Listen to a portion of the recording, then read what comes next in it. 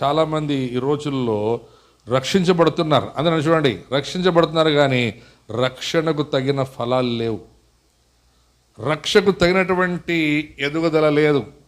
మత్తయి సువార్త 3వ అధ్యాయం 8, 9, 10 వచనాలు 3 వచనాలు చదువుకున్నాం తొందరగా. ఈ మత్తయి సువార్త 3వ అధ్యాయంలో బాప్తిసమిచ్చి యోహాను యోర్దాను నదిలో ఆయన బాప్తిసమిచ్చు ఆయన పిలిచింది ఎవరిని తెలుసా? నన్ను చూడండి, బైబిల్ తర్వాత నేను చెప్తాను, చదువుతానంట. ఇజ్రాయేలులు ఏర్పరచబడిన జనం. చెప్పండి, ఏర్పరచబడిన జనం. ఇప్పుడు మీరెవరు? మీరు పిలువబడ్డవారు, ఏర్పరచబడ్డవారు రెండు మీరు. ఆ రోజేమో ఇశ్రాయేలుకి ఆ యోర్దాను నదిలో బాప్తిసమిచ్చి యోహాను చెప్తున్నాడు, మారు మనస్సు పొంది. ఇప్పుడు చదవండి, మారు మనసుకు తగిన ఫలము ఫలించుడి. అబ్రహాము మాకు తండ్రి అని మీలో మీరు చెప్పుకున్న తలంచవద్దు. దేవుడు ఈ రాళ్ల వలన అబ్రహాముకు పిల్లలను పుట్టించగలడని మీతో చెప్పుచున్నాను. ఇప్పుడే గొడ్డలి చెట్ల వేరున ఉంచబడినది గనుక మంచి ఫలము ఫలింపని ప్రతి చెట్టును నరకబడి అగ్ని గుండములో వేయబడును. దాని తర్వాత 11వ మళ్ళీ దాన్ని, మారు మనసు నిమిత్తము నేను మీకు నీళ్లలో బాప్తిసమిచ్చుచున్నాను. అయితే నా వెనుక వచ్చుచున్నవాడు నాకంటే శక్తిమంతుడు. ఆయన చెప్పులు మొయుటకైనను నేను పాత్రుడను కాను. ఆయన పరిశుద్ధాత్మలో అగ్నితోను మీకు బాప్తిస్మమిచ్చును. అయితే ఈ పైనటువంటి 8, 9, 10 వచనాలు, ఈ వచనాల్లో ప్రాముఖ్యమైన మాట తెలుసా? మారు మనసు పొందుడి. ఎవరు చెప్తున్నాడు మారు మనసు పొందమని? మారు మనసు పొందమని ఎవరు చెప్తున్నాడు? ఏర్పరచబడిన వారికి. ఎవరు చెప్పండి? ఎవరికి? ఏర్పరచబడిన వారికి. మనం ఏర్పరచబడ్డాం. మీ కుటుంబంలో మీరు ఏర్పరచబడ్డారు. మీ కుటుంబంలో ఇంకా చాలామంది రక్షణ పొందిన వారు, మీ కుటుంబాలు ఇంకా చాలామంది ఉన్నారు దేవుణ్ణి ఎరగని వారు. అయితే మీరు ఏర్పరచబడ్డారు, మీరు పిలువబడ్డారు. అయితే మరలా చెప్తున్న మాట చెప్పండి, మారు మనసు పొందారు, నీటి మూలము బసు తీసుకున్నారు. అయితే కనిపించనివి ఫలాలు కనిపించలేదంట. ఇప్పుడు చెప్పండి, ఈ వాతావరణం చేసుకోండి. మీరు ఇప్పుడు ఏమంటారు? 100 చెట్లు పెట్టిన తర్వాత 100 ఫలించాలి. ఫలించితేనే, ఫలించకపోతే సంతోషం ఉండదు, ఫలించకపోతే సమాధానం ఉండదు, నెమ్మది ఉండదు. 99 చెట్లు ఎంత ఫలించినా మనందరూ తెలుసు, యేసు ప్రభు ఒక రోజు ఆకలి కొన్నాడు. అమ్మా ఇది చూడండి, యేసు ప్రభు ఆకలి కొన్నాడు. అంజూరపు చెట్టు పచ్చిగా ఉంది, బాగా పచ్చిగా ఉంది, చెట్టు నిండా ఆకులు ఉన్నాయి, చెట్టు బాగా బలిసింది. చెట్టు ఏమైంది? బాగా బలిసింది, చూడడానికి అందంగా ఉంది. అది యేసు ప్రభు ఆకలి కొని వచ్చి ఆ చెట్టు ఆకలన్నీ ఇట్లా తీస్తే ఏం కనపడలేదంట? ఒక్కటి కూడా లేదంట, ఒక్కటి కూడా. ఆ తోటలో వేరే చెట్లు ఉండొచ్చు కదా, మామిడి చెట్లు ఉంటాయి, అంజూరపు చెట్లు ఏమంటారు, అంజూరపు పండు కాకుండా ఇవేమంటారు, అవి మొసంబిలు ఉంటాయి, ఆరెంజ్ పండు చెట్లు ఉంటాయి, ద్రాక్ష చెట్లు ఉంటాయి. మరి అన్ని చెట్లు విడిచిపెట్టి యేసు ప్రభు అదొక్క చెట్టుని ఎందుకు ఎతకాల? వేరే ఇప్పుడు ఆకలి అయినప్పుడు ఏదో ఒకటి తినొచ్చు కదా. నాకు ఆకలి అయిందాప, ఆడ చాలా చెట్లు ఉన్నాయి, అన్ని చెట్లలో వేరే వేరే పండ్లు ఉంటాయి కదా, అన్ని విడిచిపెట్టి అదొక్క చెట్టు పండే తినాలి ఎందుకు అనుకోవాలా? నాకు కూడా ఒకసారి అట్లా ఆలోచన. మళ్ళీ అది చూడు, తోట మధ్యలో ఉందంట, అంటే ఆ తోటలో చాలా చెట్లు ఉంటాయి కదా. మరి చాలా చెట్లు ఉన్నప్పుడు యేసు ప్రభు ఎందుకు ఆ చెట్టునే ఆశించాడు? నేను మాట్లాడతాను, మన బళ్ళారులో నాకు తెలిసి 250 చర్చిలు ఉన్నాయి. ఈ అన్ని చర్చలు వదిలిపెట్టి రేపు యేసు ప్రభు బారు చర్చికి వచ్చి మనలో ఫలాలు వెతికాడు అనుకోండి, మనలో ఒక ఫలం కూడా దొరకలేదంటే ఆయన ఏం చేశాడు మనల్ని? ఆయన ఫస్ట్ అన్నీ వదిలి మందరికి ఎందుకు వచ్చారు చెప్పండి?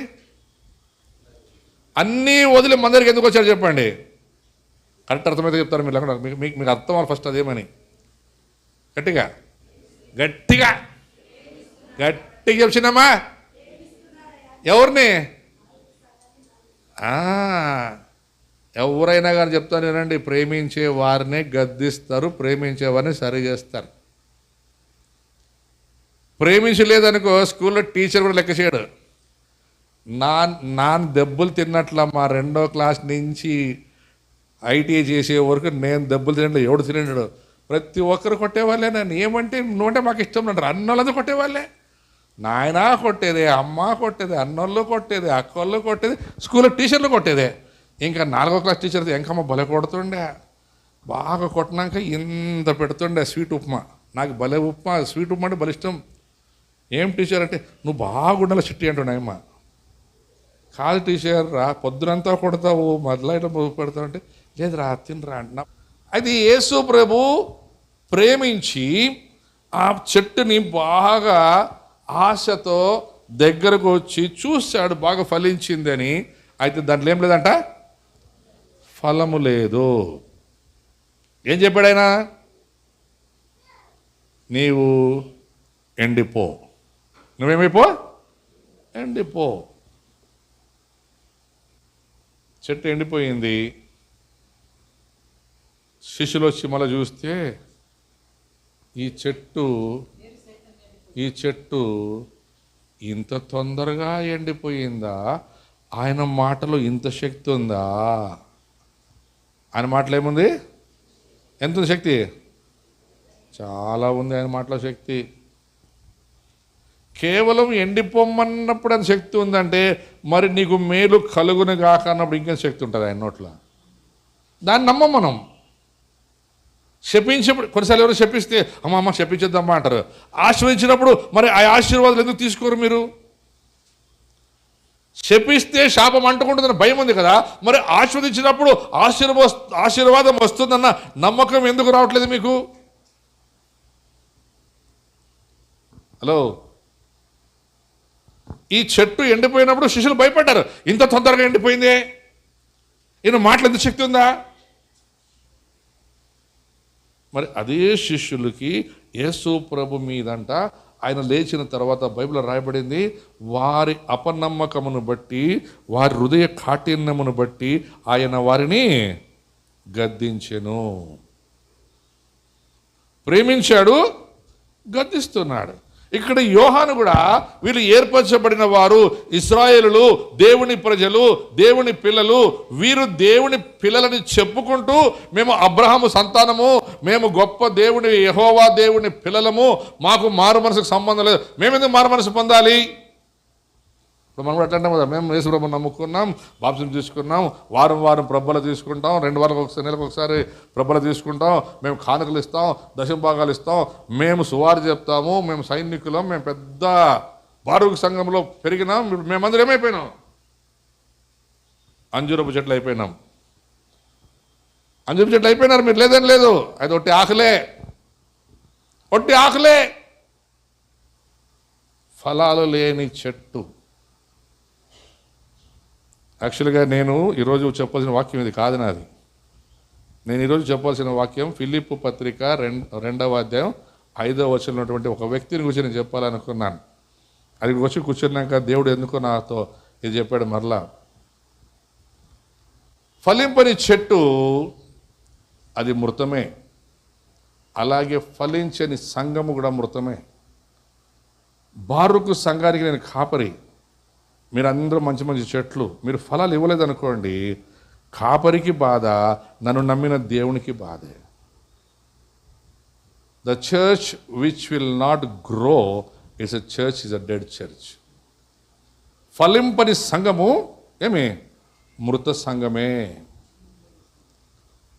యేసు మాట చెప్పాడు, మీరు బతికున్నారన్న పేరు మాత్రమే కలదు కానీ మీరు మృతులు. ఎందుకంటే మీరు కనట్లేదు, మీరు విశ్వాసుల్ని కనట్లేదు, విశ్వాసులు నడిపించట్లేదు, విశ్వాసుల సమాజం పెరగట్లేదు. ఏమనుకుంటున్నారంటే మేము ఏర్పరచబడ్డ జనం, మేము యూదులం. యూదులు అంటే అర్థమేమి? యూదు అంటే అర్థమేమి? స్తుతి లేక ఆరాధన. మేము ఆరాధించేవారు, మేము దేవుని గణపరిచేవారు, మేము ప్యాడ్లు కొడతాం, కీబోర్డులు వాంచుతాం, మేము డ్రమ్స్ కొడతాం, మంచి మంచి పాటలు పాడతాం, యూట్యూబ్లో పెడతాం, రికార్డులు చేస్తాం, అన్నీ ఉన్నాయి. అయితే ఫలాలేవి? ఏం చెప్తున్నాడు అక్కడ? మరోసారి చదవండి అవసరం. మీ బైబుల్ 7వ వచనం చదువుకోండి కావాలంటే. మత్తయి సువార్త.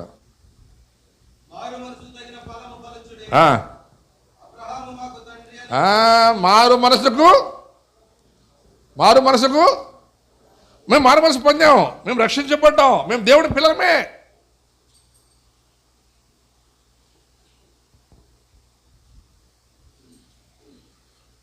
మేము మారు మనసు పొందాము, మేము క్రైస్తవులం అయిపోయాం, మేము మతం మారలేదు కానీ మనసు మారాం. ఇప్పుడు అదే కదా మనం ఇప్పుడు అందరూ అంతే, మతం మార్పిడి. నేనేమంటే ఎవరు మతం మారలేదు మనోడు, ఎవడో మతం మారడానికి వీల్లేదు, జాతి మార్చడానికి వీల్లేదు, కానీ మారు మనసు పొందాము, రక్షించబడ్డాము, అందరూ రక్షించబడ్డాం.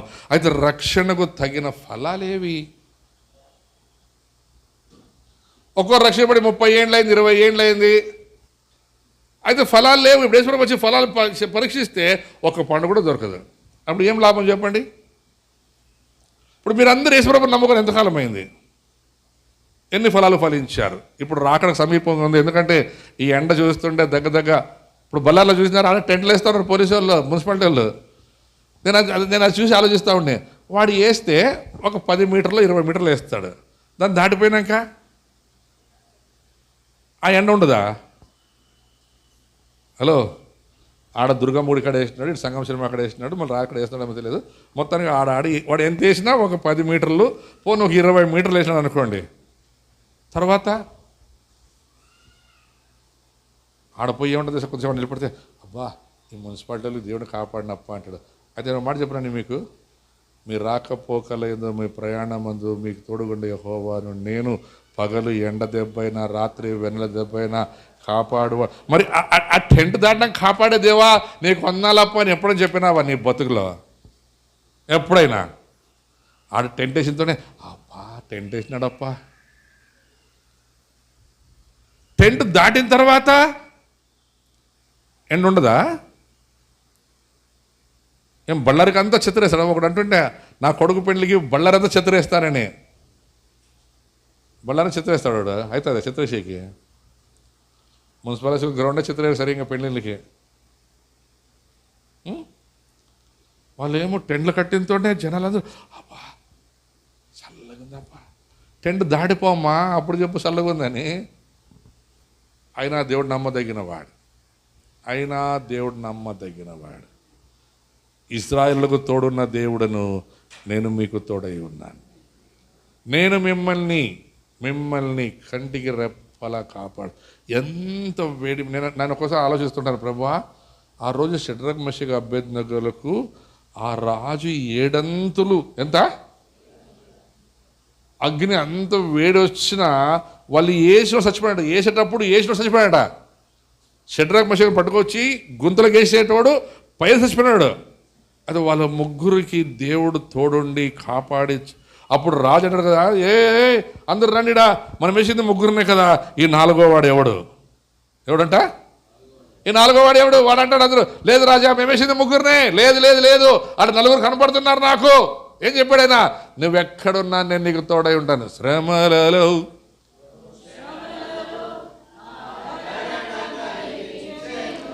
ఈ ఎండకు ఆదరణ కూడా దేవుడు. నేను కొంతమంది చూస్తాను మన బండి వాళ్ళని ఆడ ఎండకి నిలబడి అమ్ముతూ ఉంటారు, అట్లే 20 రూపాయలు 30 రూపాయలు 40 రూపాయలు. నాకు 20 రూపాయలు 30 రూపాయలు కనపడదు, కానీ ఆ ఎండని చూస్తే నాకు మాత్రము ఇంక ఈ మేస్త్రులు ఆ సార్వే పైకి ఎక్కి అంత కారుతా ఉంటుంది. ఆ ఒకవైపున సిమెంట్ ఉప్పు కలిగి ఉంటుంది, ఒకవైపున ఈ చెమట వస్తుంటుంది లేదా, ఇంకా బండ్లు బూడిసేవాళ్ళు, పొలాల్లో దున్నేవాళ్ళు. ఈడేమో ఆ 10 మీటర్లు మ్యాట్ వేసిన దానికే మనం అబ్బబ్బా అంటున్నామే. మళ్ళీ ఆడ చెప్పండి యా మ్యాట్ ఉంది ఏముంది? ఆ ఎండ డైరెక్ట్ తగిలితే తలక పగిలిపోతాయి. ఎప్పుడో చెప్పామా, దేవానికి స్తోత్రం అయ్యా, నేను ఎండలో ఇంత వ్యాపారం చేసిన అయ్యా, నేను పోయినాను, ఈ పనిలో నన్ను ఇంటికి వచ్చిన తర్వాత ప్రభా నన్ను కాపాడే ప్రభా అని చెప్తామా? వచ్చినతోనే ఏమే చల్లి నిలబెట్టమ్మా, అయ్యో నా చచ్చిపోతాను. ఆడు సావుడు ఎండలో, ఇంటికి వచ్చిన చచ్చిపోతాను నటిస్తాడు. నిలిపోయి ఆడ ఆడిపోతారు నీళ్ళు. చెప్పండి, మేస్త్రులు పనిచేసే వాళ్ళు ఏమి, రోడ్లలో పనిచేసే వాళ్ళు ఏమి, రోడ్లు వేసేవాళ్ళు ఏమి,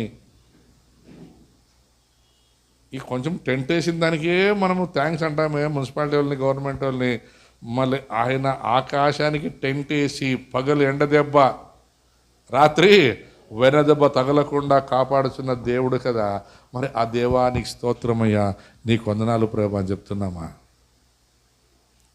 మారు మనసు తగిన ఫలం అంటే అదే. దేవునికి థ్యాంక్స్ చెప్పడం కూడా ఒక ఫలమే.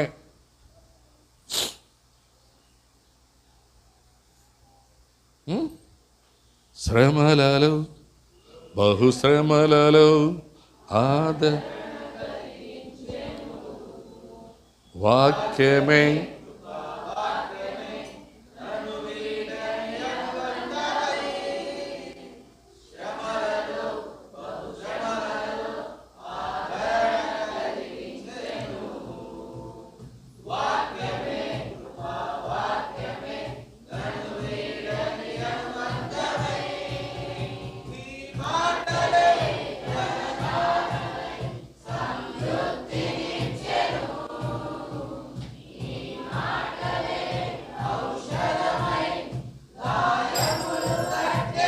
ఇప్పుడు చెప్పండి, ఈ ఎండకు వచ్చే గాయాలకి, ఎండకు వచ్చే ఆ యొక్క బాధకి, కొంతమంది చూసినారా ఎండకి ఫుల్ చెమటకాయలు వస్తాయి, కాలిపోతాయి.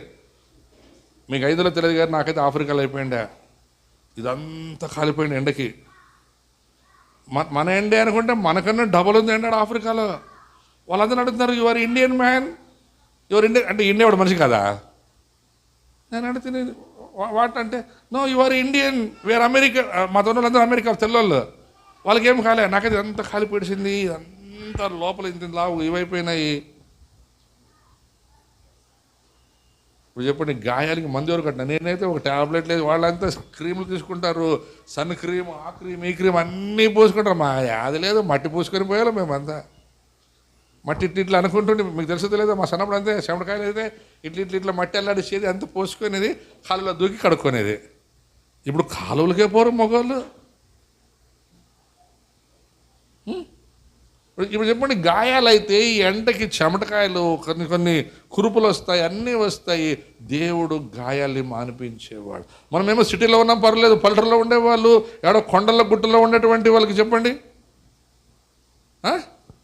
ఈ కొండల్లో ట్రైబ్స్ వాళ్ళు, వాళ్ళకి ఏముంటారు మందులు, వాళ్ళకి ఏ డాక్టర్ ఉంటాడు, వాళ్ళు ఏదో ఆకు తీసుకుని ఇట్లా అనుకుని ఇట్లా పూసుకుంటారేమో 10 అంటారేమో. మనం అట్లా కాదు, రవ్వని తలనొప్పి వస్తే అయిపోయా డాక్టర్ కాడికి పోవాలా. వాడు ఏం లేదు, ఇట్లా కిందికి పోయి చూసి స్కానింగ్, వాడు ఏం చెప్పినాడు, సార్ తలనొప్పి తలగిలో ముట్టేది ఏముండదు, ఇట్లా చూస్తాడు. ఫస్ట్ ఏమి స్కానింగ్లో సరిగ్గా కనపడలేదు అనుకో, ఎంఆర్ఐ కనపడలేదు అనుకో, ఇంకోటి అన్నీ తీసి ఒక 20,000 లాక్కొని తర్వాత అంత అయినాక నేను ఏ నిలబోతామా శనగది ఓగుడు అంటాడు. ఆ మాట ముందు చెప్పింటే 20,000 మిగులుతుంది కదా. చూడండి, ఆయన వాక్యమే మనకు ఔషధమై, ఆ వాక్యమే మనకు ఔషధమై మన ప్రతి గాయాలను కట్టి మాన్పిస్తున్నా. మనము ఏమంటారు, బాగైనా దేవునికి కృతజ్ఞత కలిగి ఉండలేము, దేవునికి స్తోత్రం చెప్పము. అందుకే అన్నాడు ఇక్కడ, మీరు మారు మనస్సు పొంది, మారు మనస్సుకు తగిన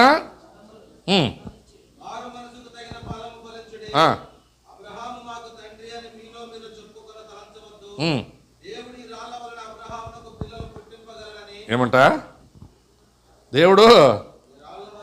చూడండి, ఒకసారి యేసుప్రభువు అదే మాట చెప్తారు కదా, మత్తయి 4వ అధ్యాయంలో సైతాను ఏమంటాడు, నువ్వు దేవుని కుమారుడైతే ఈ రాళ్ళు, ఒకవేళ రాళ్ళని రొట్లయిపోయినాయి, బళ్ళారికొండ, కంగనకాలకొండ, కాటేగుడ్డంకొండ అన్నీ రొట్లయిపోయింటే మనం ఇప్పుడు పనికిపోతుంటామే. ఇవిడికి రొట్లే, అసలు ఇల్లు కట్టుకునేకుండదు, ఇంకా ఇల్లు కట్టుకుని రాళ్లే ఉండవు, రోడ్లకి రాళ్ళు ఉండవు, ఏముండవు, ఇక అన్నీ రొట్లే. కలుగును గాక అన్న దేవుడు మాట పలకగా భూమిలో ఉన్నటువంటి కలిగాయి. పిల్లలు కలుగును గాక అంటే కలిగి ఉండవు ఆ దేవుడి మాటకి. అంత పెద్ద ఏనుగులైనాయంట, గుర్రాలైనాయంట, జిరాఫీలు, సింహాలు, పెద్ద పెద్ద ప్రాణులైనాయి కదా.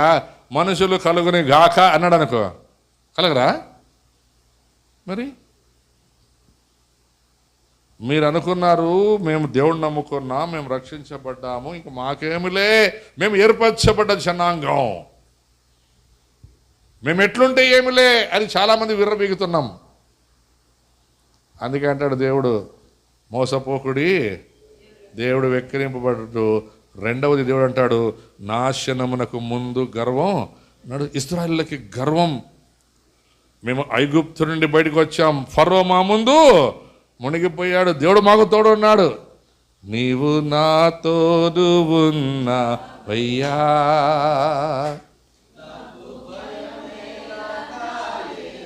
నిజమా? మోషే నీళ్ళు లేవు. ఎర్ర సముద్రం దాటిది, ఇక బయటికి వచ్చి కొంచెం నడుస్తున్నారు లేదా? మోషే నీళ్ళు లేవు, మాకు నీళ్ళు లేవు. ఏం పాట పాడరు ఇప్పుడు?